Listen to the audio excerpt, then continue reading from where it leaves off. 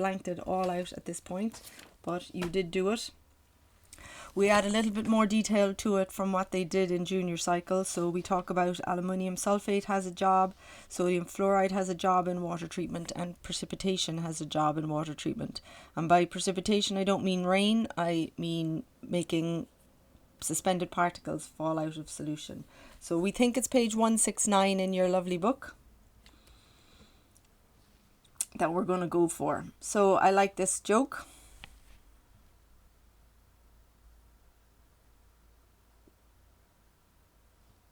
That just floats my boat. So we use roughly 300 litres of water a day.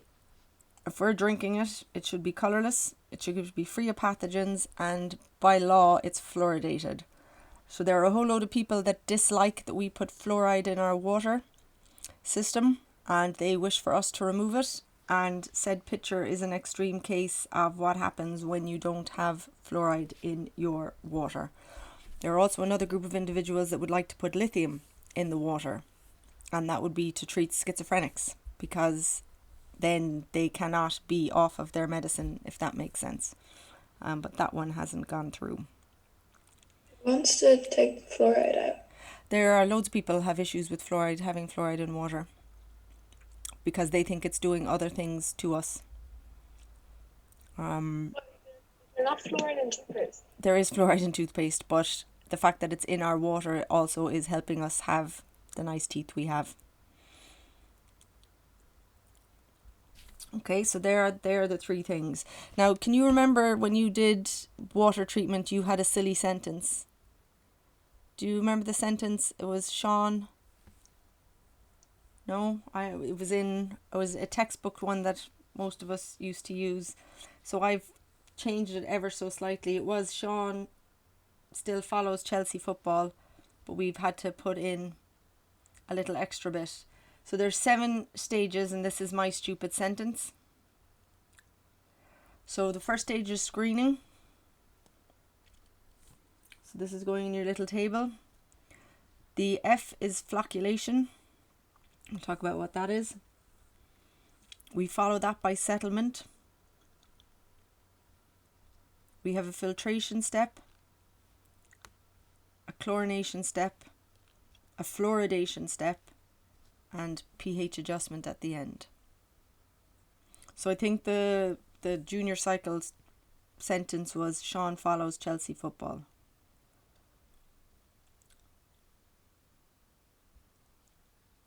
But I can't remember because it's that long ago.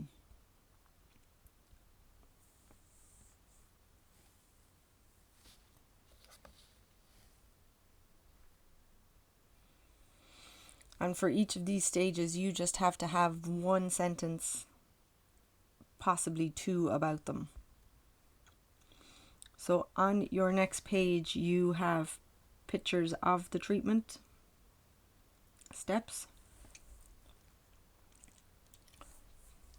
So what do you think screening removes? Debris. Yeah, what type of debris? Like large.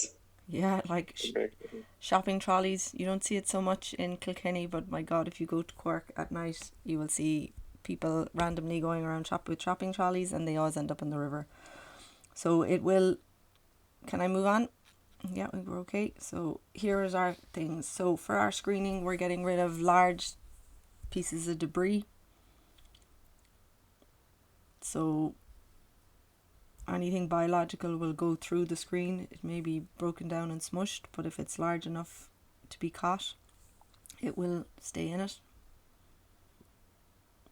Have you ever heard of the word flocculation before? Yeah, Okay. it like finds the material, doesn't it? Say it again, Izzy. Does it find the suspended material? Yeah, that's exactly why you do it.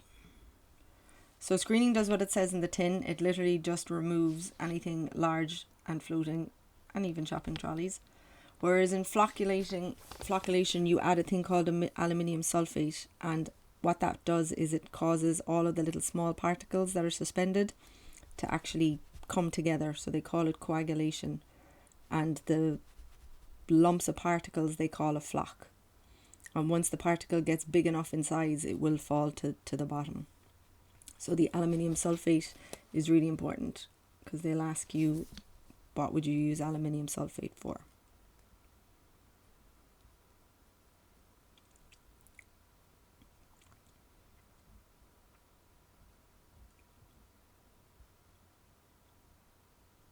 Was that a question? Well, they can ask you, what do you use aluminium sulfate for in water treatment? And you have to know then what its job is. So it'll cause suspended particles to coagulate or precipitate out of water. And it does it by making them into larger particles. Settlement then does what it says in the tin.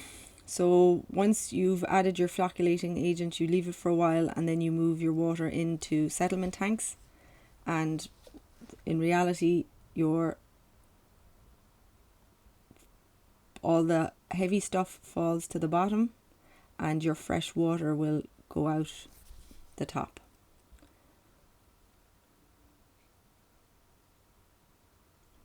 So then what they can do is they can tap off that sludge, and they can use it for other things.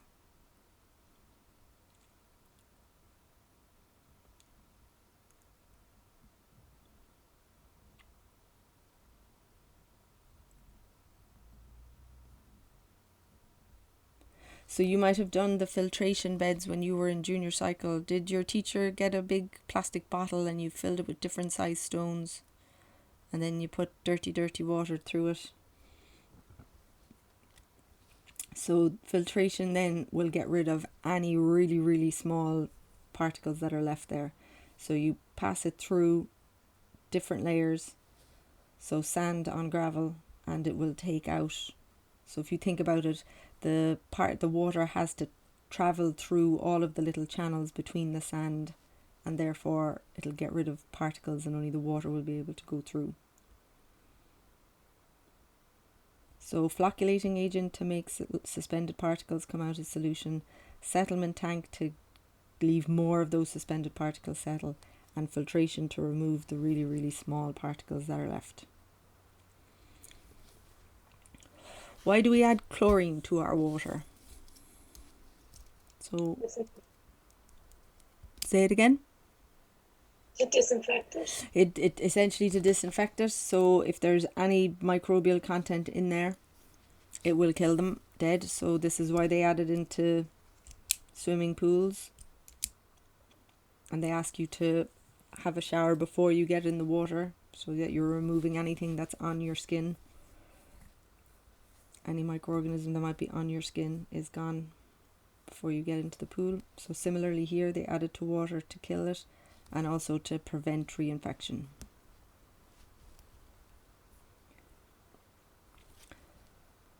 So this is chlorine gas that is added in, so it's just bubbled into your water, low concentration, just enough so that we don't taste it. So fluoridation, we're all happy with that. We add it to prevent tooth decay, but we add it as fluoride. So we don't add fluorine F2, we add it as a salt, sodium fluoride. So the names of the chemicals are important.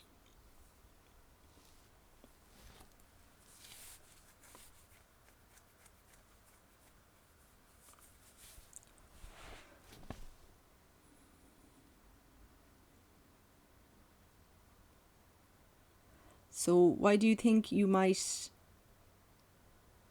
have to pH adjust?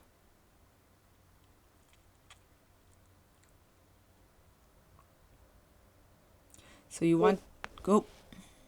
Oh no, would it be like adding the chlorine stuff and the fluorine or whatever, fluoride? But what might the issue? change What might the issue be, Roisin, if you now had the wrong pH of water coming into your house? You don't want to be drinking something that's acidic or basic. That's true, so that's one thing, but in terms of for your house itself, It'll break down the pipe. it would break down the pipe. So you obviously don't want to be drinking it, because then you're going to either burn your esophagus in some way, shape or form.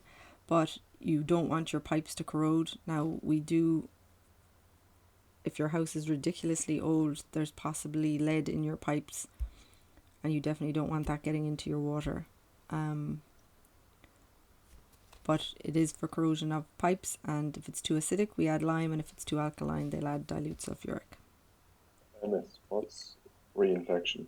So reinfection would be, so it's the exact same they do with swimming pools if they don't keep the chlorine in the water. So the first stage of the chlorine will kill any microorganisms that are already in there, and then they add in an extra bit of chlorine such that if more pathogens get in, they will be killed. Oh. So what you don't want is, you don't want to have killed all the bad things in the water treatment plant, and then it gets out into the real world and mixes with other water, and there's pathogen in there, and then you're in trouble because you're now drinking it or using it to make baby food or something weird or wonderful.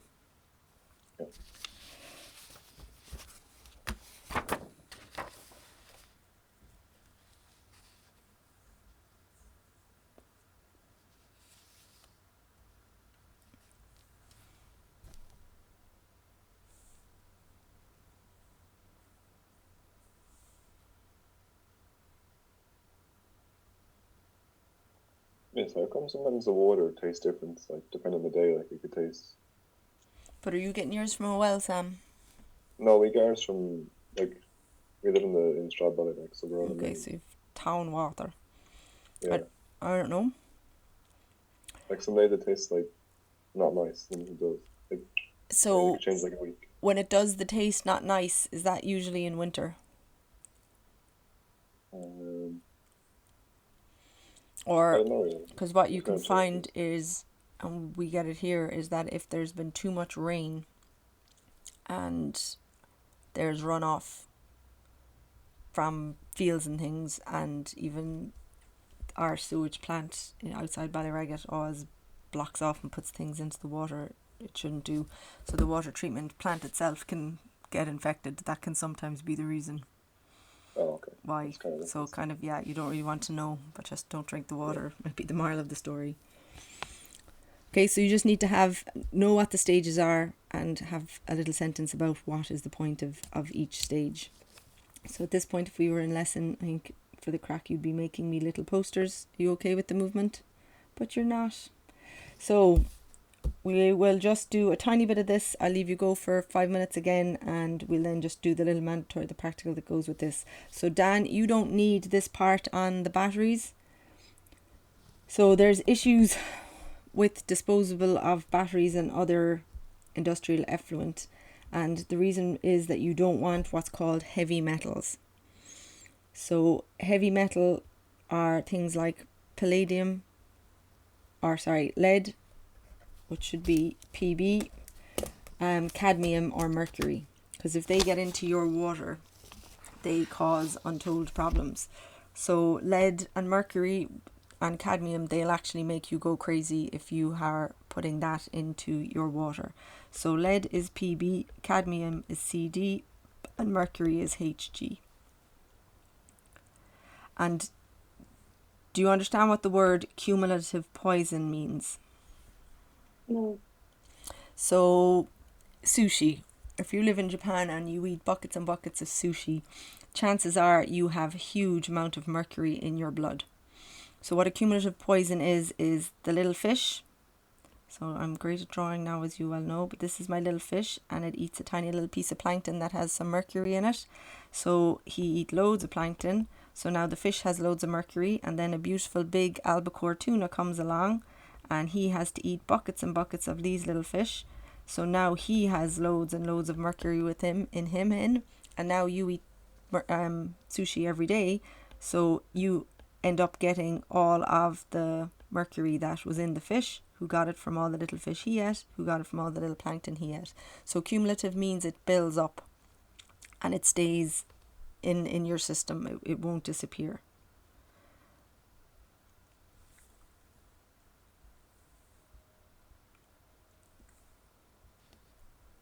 And to remove heavy metals from your water, you use a thing called precipitation. So what that's doing is there is a component of your mix that's going to grab on to the lead, and it's going to take it out of solution. It's kind of like the EDTA titration, where the EDTA holds on to the calcium and the magnesium. So it literally will take these out of solution for you.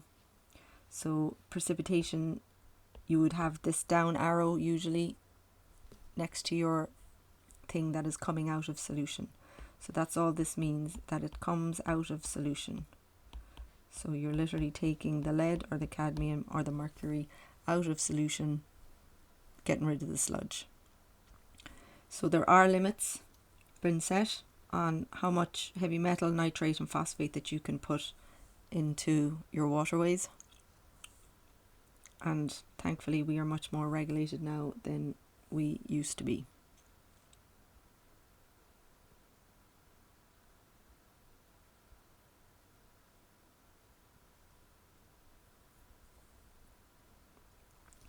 So just the last little part of this that we're going to do is eutrophication. So Dan, you haven't needed this whole screen, but you do need your definition for eutrophication that's going to come next.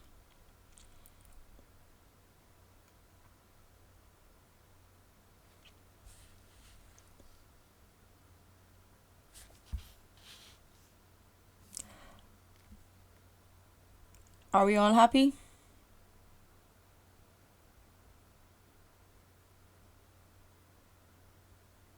Yeah. Okay. Alrighty, so I can't show you this because it won't play, but I can show you this. So Eutrophication is a process that can happen in a water body, like a river or lake, when too many nutrients are added to the system. Eutrophication starts when fertilizers, which are rich in nutrients like nitrate and phosphate, are washed into the river or lake system. This leads to an increase in nutrient concentrations in the water.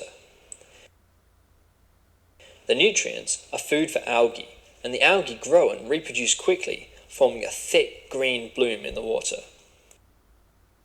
This algal bloom will absorb sunlight shining on the water, so the sunlight can't reach the bottom. Plants who need this light to photosynthesize will die. The algae will also start to die when they eat up all of the nutrients and run out of food. Next, bacteria start to break down the dead plants and algae, and that releases more nutrients back into the water, continuing the algal bloom cycle. The bacteria, with a continuing supply of food, reproduce into much larger numbers, consuming oxygen as they grow and respire. There's not much oxygen in the water to begin with, so when the bacteria consume it quickly, it might run out completely. Water without oxygen is called anoxic. If the water turns anoxic, all non-bacterial life in the water, including fish and other animals, will die. So, eutrophication happens when nutrients are added to water, which causes an algal bloom, cutting off sunlight and feeding bacteria. The bacteria use up oxygen in the water, which becomes anoxic, causing everything living in the water to die. Eutrophication is one reason why we need to be careful with fertilizers when we're growing crops.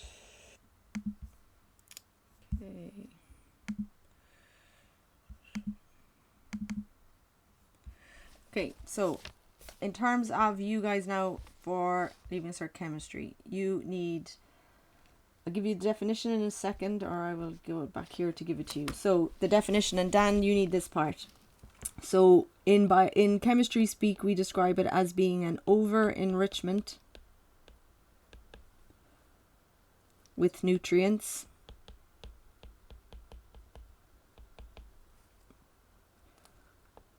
caused by fertilizer and slurry runoff.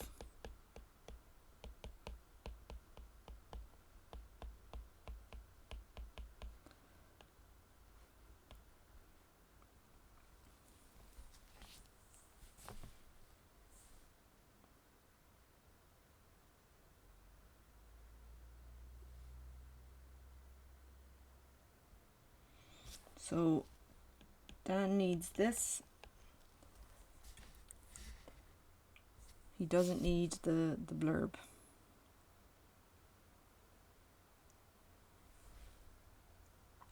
So we'll just do the blurb and then we'll give you a break for 5 minutes, and then we will have a look at the little practical that goes with this, and then we call it a day.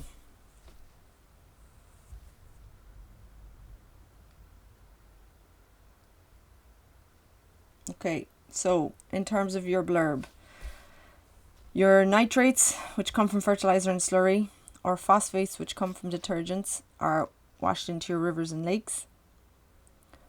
The nutrients feed algae and plants in the water, resulting in algal bloom. When all the nutrients are used up, and this is underlined because this is what makes this whole process really, really bad, the algae will die and will be digested by aerobic bacteria or microorganisms, uses up the oxygen, and results in the death of aquatic organisms. So I don't know, do you have points 1, 2, 3 and 4, or did I shove 3 and 4 together? So the underlined part is the key bit. If that didn't happen, your waterways would survive.